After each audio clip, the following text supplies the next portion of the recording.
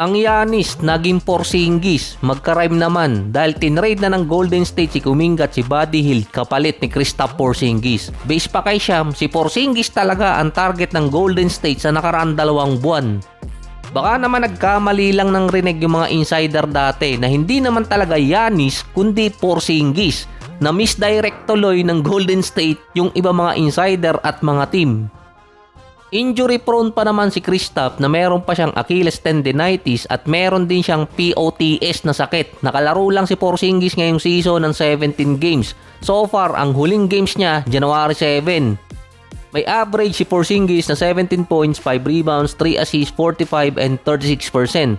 Kaso 7'2 ang height niya, over the limit kay Steve Kerr. Based naman kay siya, matagal nang hinahabol ng Golden State talaga si Porzingis dahil magagamit nila sa spacing.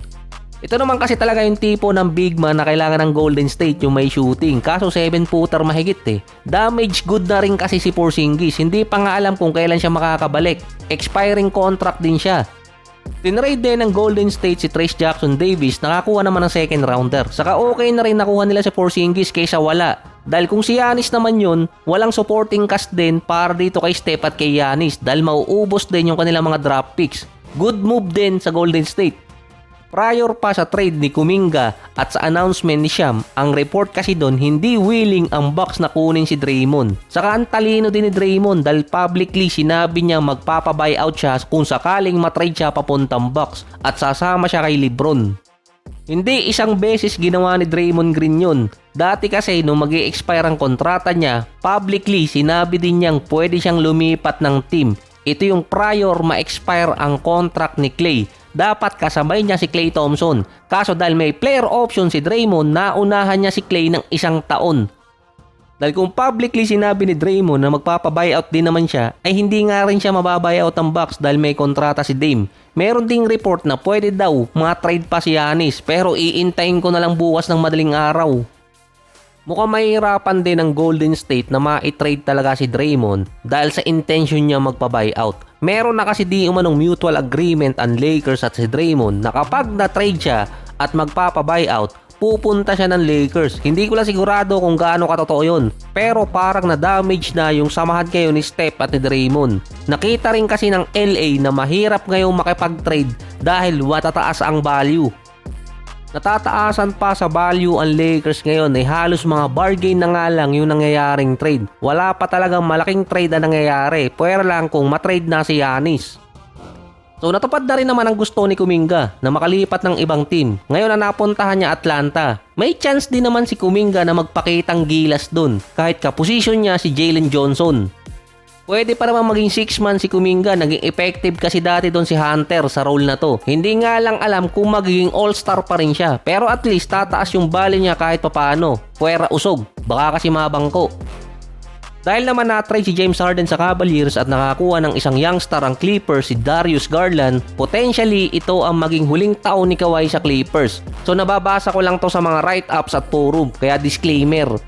Wala naman kasing official trade report about dito kay Kawhi. Pero after this season, ang mga write-ups, marami na kasing nag-failed kay Kawhi mula kay Westbrook, Paul George, ngayon James Harden. Under pressure ang Clippers na hindi i-trade si Kawhi dahil sa kanila gaganapin ang All-Star Weekend.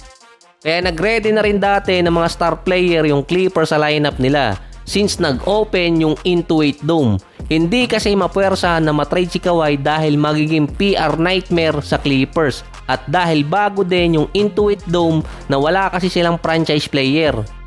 Ang magiging deciding factor ng Clippers ay kung madadala pa ni Kawhi until playoffs yung Clippers. Ayaw kasing ibigay din ng Clippers ang kanilang first rounder ng ganong kadali sa Thunder. Hindi naman sa ayaw ibigay dahil nasa Thunder na, ayaw lang ng Clippers na makakuha ng magandang draft picks yung OKC. Kapag hindi nakapasok ng playoffs ang Clippers, pwede nang mag-trigger ang rebuild ng Clippers at hindi na iintayin ang 2027 kung kailan matatapos ang kontrata ni Kawhi. Dahil pagdating ng off-season, 3 lang naman din ang pwedeng pataka ni Kawhi. Mag-move on na ang Clippers sa kanya at mag-rebuild or kaya i-trade siya sa team bago magkaroon ng verdict yung NBA regarding sa aspiration deal niya based sa report.